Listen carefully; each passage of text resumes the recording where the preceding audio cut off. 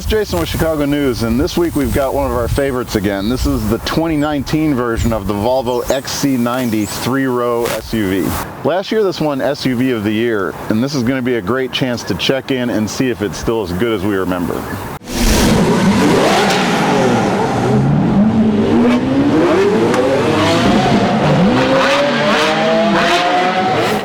It's very modern, very clean. Overall, this is just a good looking vehicle. This XC90 is great to look at, but I remember it being even better to drive. Volvo's given us this T6 Inscription, which has got a ton of features and options for us to check out. So let's hop in.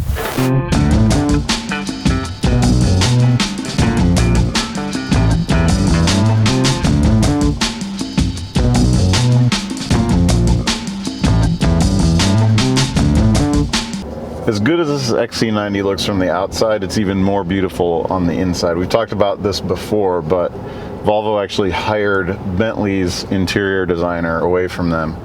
And it really shows. I mean, you've got incredible, looks like hand stitching. Obviously in a mass-produced car like this, it's probably not hand stitching, but they've actually gone as far as to try to craft the stitches to look a little bit irregular, like it was hand done. You've got a leather covered dashboard, you've got these incredible wood inlays and veneers, nice chrome trim. It's understated, which you would expect from Scandinavian design, but it's done in such a luxurious way. Volvo's really rebranded themselves as a luxury car company. For longtime fans of Volvo, this may not be their favorite thing, but you have to remember that you can get this at different trims. If you can start with an entry-level one, it's more what you would expect from Volvo of the past, and you get a loaded one like this. This is the new Volvo. Another hallmark over the years for Volvo is a really comfortable seat, and this one absolutely delivers. Don't have the massage feature in this particular one, which we are missing because it's one of the best massage seats we've had in any car, but just in terms of support and comfort and just keeping you in place, this seat is one of the best as well. Aside from just having a really luxurious interior, comfortable seat, there's also a ton of light in here. You've got this great sunroof, moonroof here. It's huge, goes all the way through to the back seat. You've got a power shade and obviously power operation, but overall just the ergonomics of where the steering wheel is, where the center console is, and where the controls are, you can tell everything's been really well thought out. It's comfortable, but also easy to use. And again, I just can't stress enough, the design is beautiful.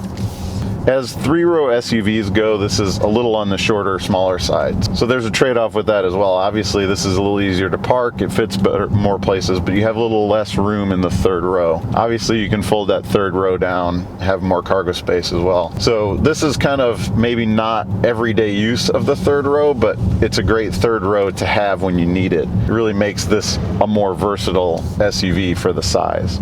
Power in this XC90 comes from a 2-liter twin-charged 4-cylinder engine. Twin charge means that it's got both a supercharger and a turbocharger on it. Now that's a really small displacement engine for a big 3-row SUV like this, but it makes 316 horsepower, but more importantly 295 foot-pounds of torque, which is what really feel that gets you going from a stop.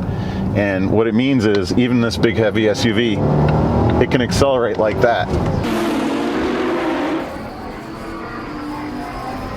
The other benefit of that smaller displacement engine is obviously efficiency. This is rated at 19 city, 26 highway. They're saying 22 average. Now, Volvo gave us a pretty new car to test out here. It's only got about 3,000 miles on it. No one's ever reset the trip computer. So all 3,000 miles of this being driven by journalists who usually drive pretty aggressively. I don't know how I would know that, but it's got 19.9 average since new. So a little bit under what they say the target is, but it's probably had a lot of city driving. The amount of time that I've spent behind the wheel of different vehicles, you can definitely tell how rigid a frame of a vehicle is, the way it goes over bumps. And this thing has to have one of the more rigid frames, especially for an SUV like this. It just really is stable going down the road and going over bumps. Our test car here also has the active air suspension. It's got selectable drive modes with this roller wheel here in the center, and it'll even raise ride height if you're going low speed and need to go off-road, over a curb, whatever it needs to be. But that air suspension also, I think, gives a better ride. So it's another expensive option, but it's one to really think about. This test vehicle also has 21-inch wheels, and typically with that big of a wheel, you don't have as high of a sidewall and you have a stiffer, kind of more jarring ride. This thing has a much more pleasant ride going over city of Chicago bumps than you would expect given those wheels. This thing has incredible steering feel, but also just a ton of grip. It's got great traction. You can feel we've had a lot of rain while we've had this, and you can feel the all-wheel drive system transferring power between different wheels, and really, it's a really active all-wheel drive system that you can tell is making a difference in how this thing drives. Again, that trade-off between handling and ride, often when you have a ride like this, you give up some handling. That's also not the case here. Full disclosure, we actually had a mechanical issue with this XC90 while we had it. It threw a light and said that the charging system was malfunctioning and to take it in for service. We called Volvo and they promptly picked it up.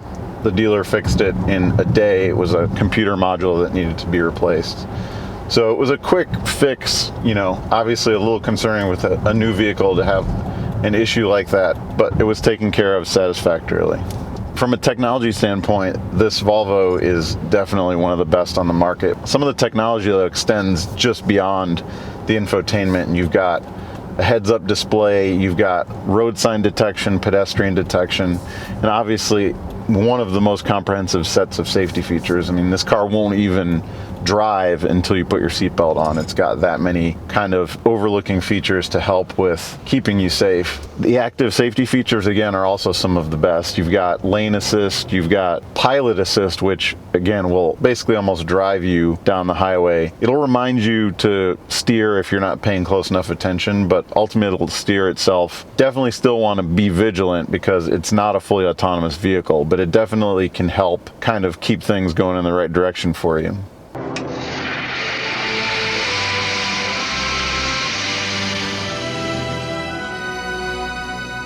We've talked at length about this infotainment and this control system here and just how easy it is to use. It's got sort of iPhone-like functionality. It's all touchscreen. There's a limited amount of buttons here. It's a system we really like. It does take a little getting used to if you're not used to using a mobile device, but obviously more and more these days everyone's used to using a touchscreen type mobile device. This center LCD is pretty cool as well. You can configure it the way you want. Right now we've got the navigation screen in the center here, but you can kind of set up all the information that you want to see on here. So a fully configurable display as opposed to having fixed gauges.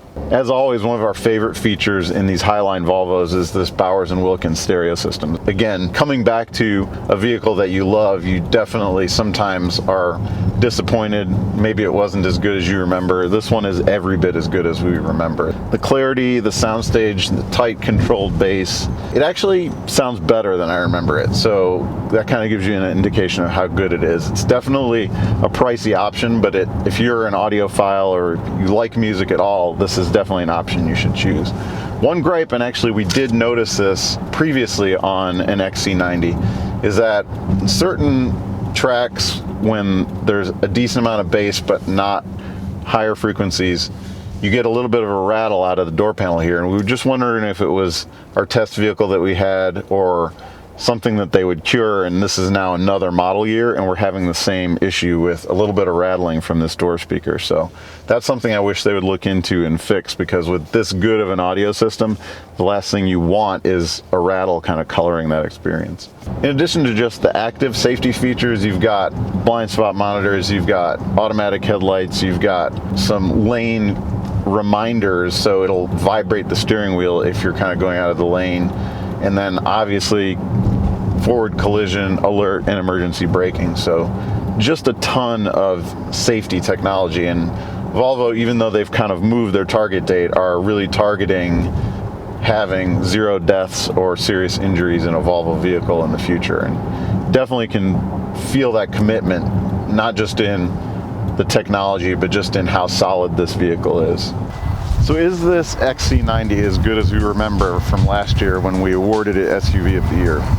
The short answer is yes. This is a fantastic SUV. The interior is one of the best on the market. You've got a ton of features. Pilot assist, which will drive itself to a certain extent on the highway. You've also got a ton of luxury and comfort. All of that does come with a price though, and it's really going to have to be up to you to determine if it's worth $70,000.